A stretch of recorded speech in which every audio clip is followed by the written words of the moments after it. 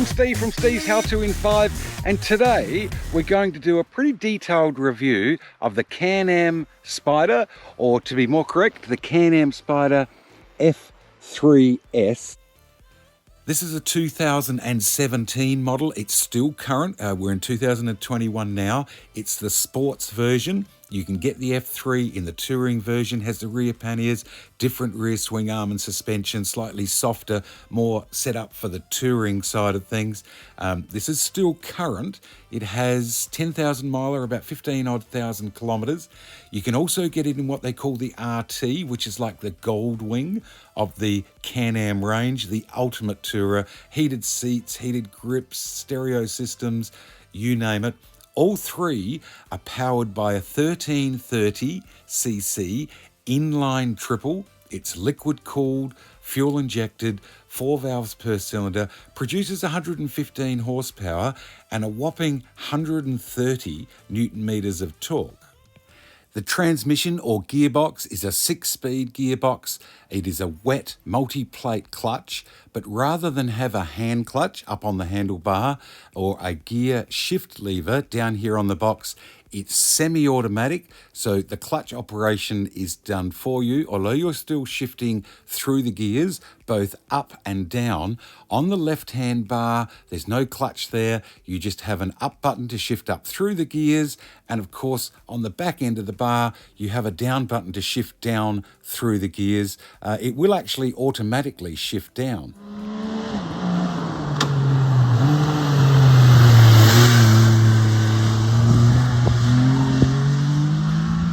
Moving back from the gearbox now, I didn't mention actually it automatically rev matches on the way up and the way down through the gears.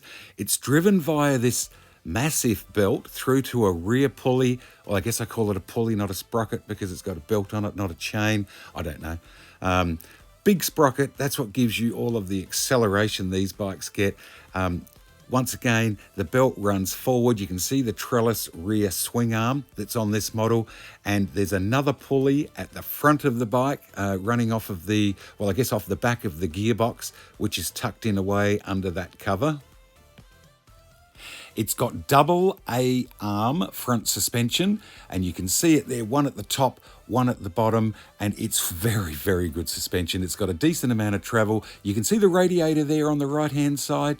They're side-mounted radiators because, of course, it's liquid-cooled, so no stone strikes. They're Fox Podium gas-charged shockers. It has a stabilizer bar or sway bar. I've actually upgraded the sway bar on this one just to a little bit stronger sway bar. It just helps keep it a little bit flatter through the corners.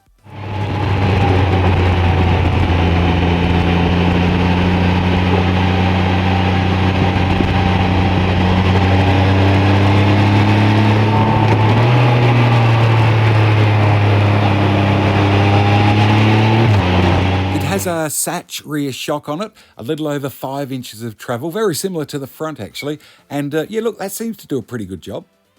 It has 6-spoke alloy wheels with the front tyres being 165/55 R15s.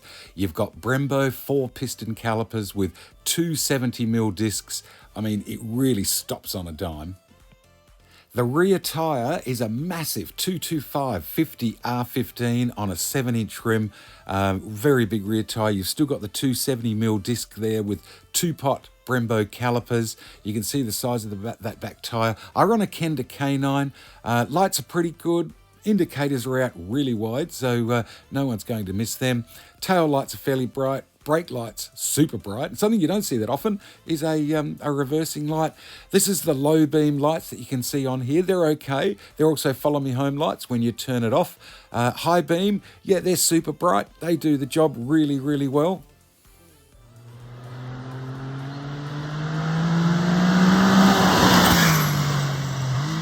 Under this little cover on the right-hand side here, you've got your oil dipstick there, your brake fluid, just access into that area.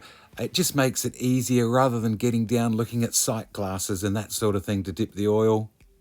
Something that I get asked a bit, do I ride it on dirt roads or unsealed roads? Look, yes, I do. I've got a little place up in the ranges, and I don't ride it too fast. I don't want to get any gravel or anything up into that belt, but at a reasonable pace, I haven't had any problems thus far. And it's always a worry, of course, with a belt drive rather than a shaft or a chain, but so far, so good.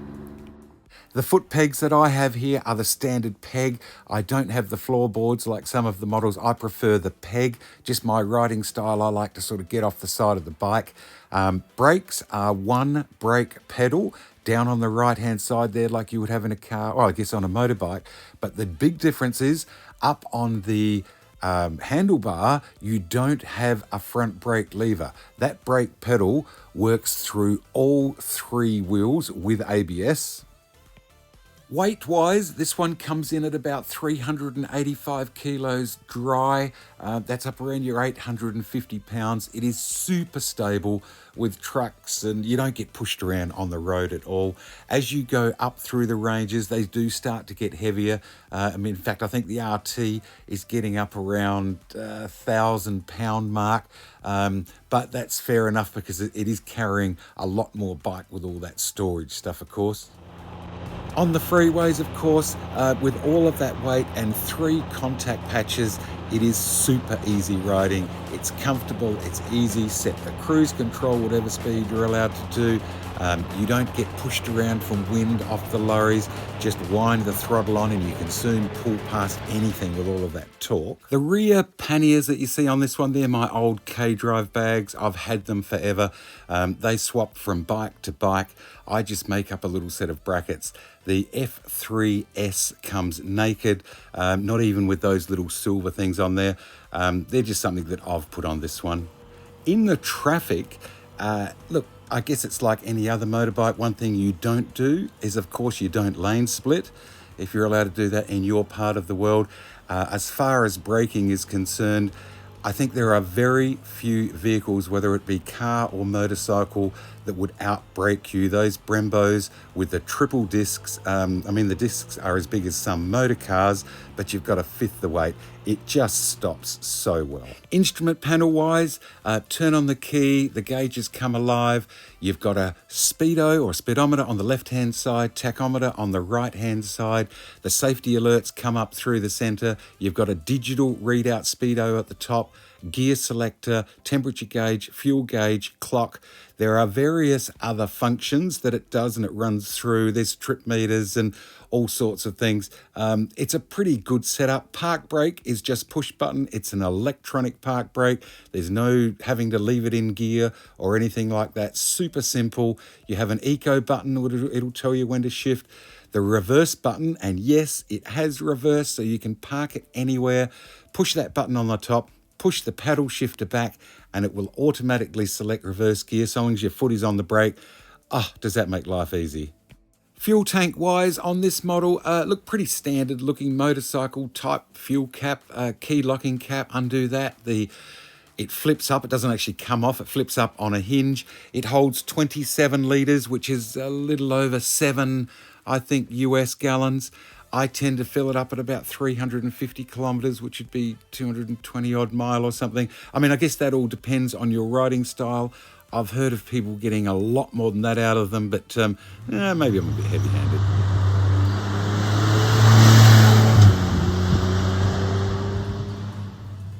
To access the front boot, locker, trunk, whatever you want to call it, storage area, push the key in, turn it to the left, and then just lift the lid. It's big enough to put a full face helmet, but not a lot else. I guess a pair of gloves and things. I just leave my gloves in there. You might start with your winter gloves on and then switch to summer throughout the ride. That storage, that panel on the left-hand side, that black panel lifts off and your coolant is under there. That's what it looks like when the lid is actually up. It's all nicely hinged. It's got a rubber seal that runs all the way around it and nothing in there gets wet. It's a really, really handy place to have. On the right-hand bar, nowhere near as complex as the left, as in nowhere near as many buttons, but it has this wonderful electronic cruise control that will hold it to within about 1 kilometre of where you set it, uphill and down. You've got your ignition cut and your start button. Dimensions-wise, it's about 1,500 millimetres wide, which is about 59 inches. Lengthwise, A little bit longer than that, it's 2,650 or 2,640 odd long, which is about 104 inches. So it's a fairly sizable machine. In 2017, they released the Daytona 500 in the F3S, and there are a few of these F3Ss that snuck through with the switchable traction control, the same as the Daytona. What that allows you to do, there's a couple of buttons you push in sequence up on the left-hand control panel. It allows you to disable the traction control, and you'll see this little orange symbol. It comes up on the left-hand side of the Speedo there. Actually, if I circle it, you can see it there, and that's the bike showing the back of it skidding. It also shows up down in the instrument panel in the center, TC, with a line through it, and that allows you to now turn it into a full-on drift machine, and it is an enormous amount of fun.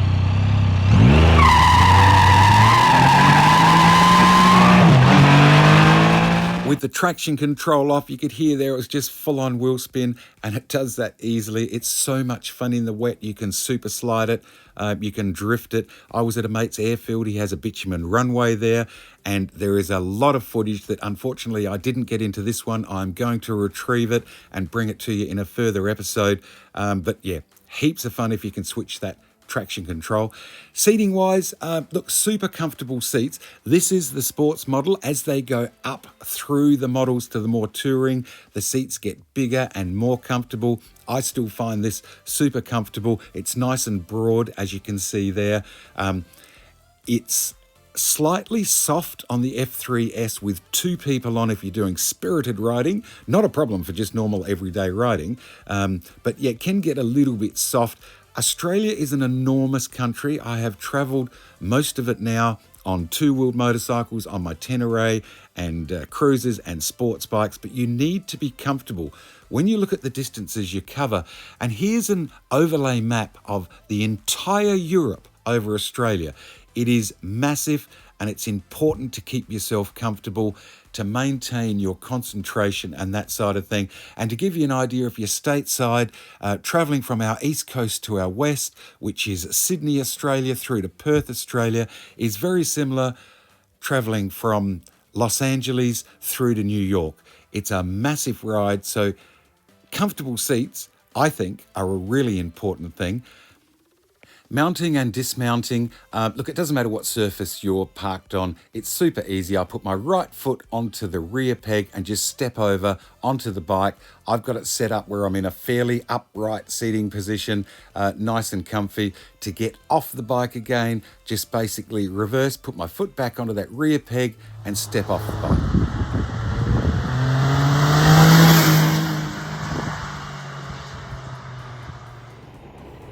So what is it actually like as a motorcycle? And yes, it is a motorcycle. I looked it up in the encyclopedia. The definition of a motorcycle is a 2 or 3 wheeled vehicle. Apparently a truck is when you've got 2 at the back and 1 at the front.